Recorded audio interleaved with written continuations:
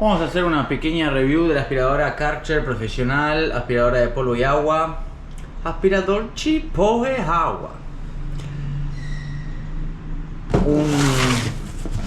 Un unboxing trucho porque ya la abrí, pero para que vean cómo viene.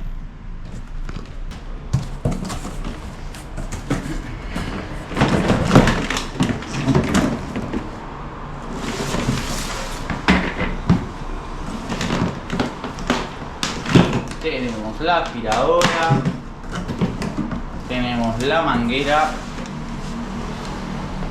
en este caso sería para usarla de sopladora, acá arriba, y acá tenemos para modo aspiradora normal, normalita.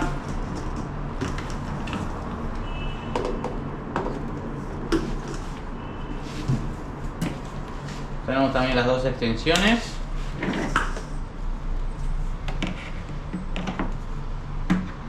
Que trae estos lugares para ponerlas, para que no ande todo dando vuelta por toda la casa.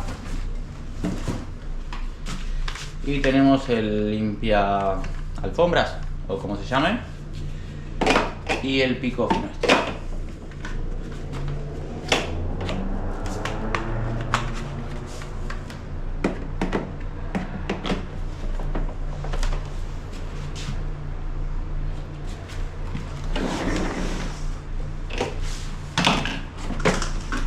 Botón de encendido y apagado.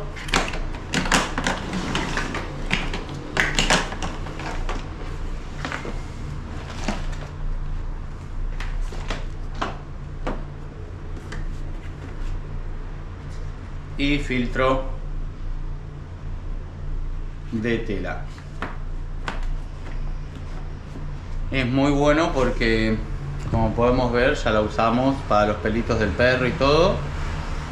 Y no pasa absolutamente nada de mugre para acá adentro. De hecho, el filtro está impecable. Así que bueno, la recomiendo, nos dio buen resultado. Ahora a continuación les muestro el videito de